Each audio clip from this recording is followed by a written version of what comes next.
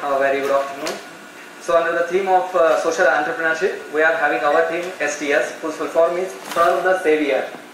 So basically, our team has got all the experts in different sectors.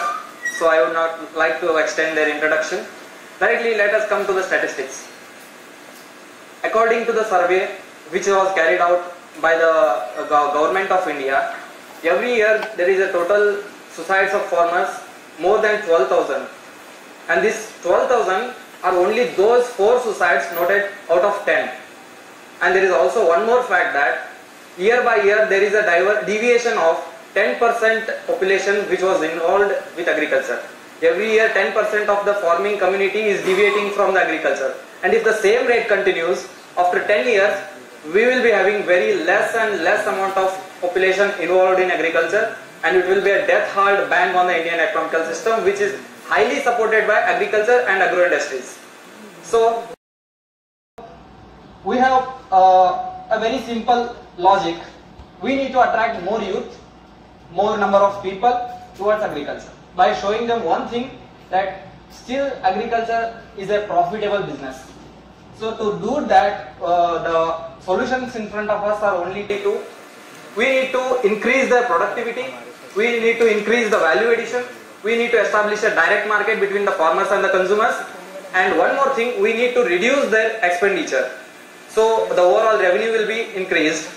For that we have listed out all the possible services and all the possible the activities we can do, and in that we have shortlisted which are more important based on their priority. So these are the list which we can do well to increase their revenue. So we'll discuss about them in the future. While we need to analyze evaluate our performance, the direct indicator will be the prosperity index of farmer. If the prosperity index is increasing day by day, then the acceptance of our project is more. That is what we are considering as an evaluation factor for our performance. Validate our project. We have live examples of public and private partnership models in infrastructure, in communication, in power, and even in irrigation. We have so big PPP projects which are carried out by our Karnataka government in our state.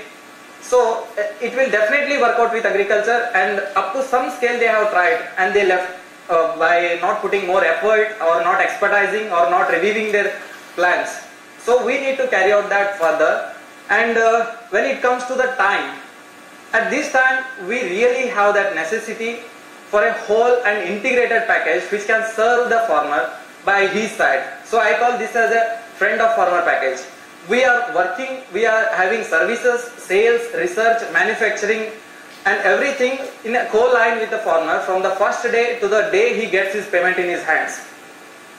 So the features like integrated pest management, integrated water management, integrated nutrient management and processing of agriculture products, and direct market, avoiding the wholesalers, retailers, and FPOs. We are concentrating more on strengthening the FPOs, farm produce organizations. We are building their capacity to make them involved in processing industries to get more revenue.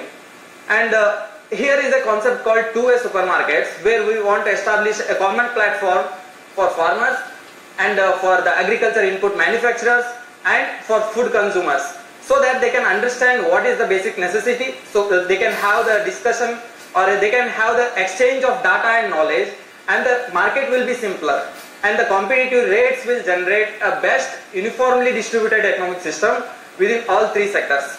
We want to establish this concept in the next stage. Again, to reduce their expenditure, we want to introduce the resource analysis, which a basic knowledge. To know what we want, we must know what we have. So resource analysis. The next thing is field specific research. I want to justify this service because agriculture is highly diverse in India. The problems vary from farm to farm, and even in same farm we face different types of problems. We cannot generalize the problem. When the problem is generalized, the acceptance, the feasibility of solution reduces. So we need to have the problem specific intensive research in agriculture, and we want to take up from our team. Next, up to this state, we have a website which provides consultancy service to the farmers, and we have a YouTube channel to give the knowledge that is required about the new whatever techniques are coming out in agriculture. And this point I have explained before, and basically we are concentrating to generate unique, feasible and temporally suitable. Every problem will not suit with the time in agriculture. This is our social model, and the activities I have mentioned earlier, resource analysis like soil, water testing, and even in which agroclimatic zone the field is situated, what is the exact financial condition of the farmer. We will be having a data structure, a database of each and every farmer, so that we can quickly respond to him and we can carry out the suitable research what is necessity. And second thing, we need to serve him before selling something and after selling something. Pre-sale service and also after sale service, and strengthening FPOs and processing and value addition to the farm producers. So for this, we are having governmental and non-governmental institutions which are already working with agriculture, and we have already contacted them, and they are having some interest to have MOUs with us. So that will be a better help for us. And as far as the ideal district is considered, we have calculated, we have computed that 85 lakhs per district is investment we need for the first phase setup. And agriculture is such a sector, we will have a lot of flexibility, and it varies from district to district, and it varies from the scale we are deciding. Though the segments, beneficiary segment is farming community and farm good consumers, and the customers will be farmers, agriculture input manufacturers and food produce consumers. Our cost structure is divided as 60% for infrastructure and 40% for human resource. When we are expanding the sector, then the infrastructure rates will go down, and the remaining charges we are having will be taken on to acquire more professional and skilled workers, employees I mean. And the revenue we are targeting 20% from farmers, whatever 100% we are having the revenue, it will be 20% from farmers, 30% from food produce consumers and 50% from agriculture input manufacturers. The surplus will be planned to, okay, last slide. The same thing, low margin, big volume. And we have these three words: cooperation, co-creation and co-development. That's our aim. And lastly, if we survive minimum 3 years in this field, then we will be just king in the agriculture market. We can control what is coming to farmer, we can control what is going out of farmer. That's all from us. You mean our workplace.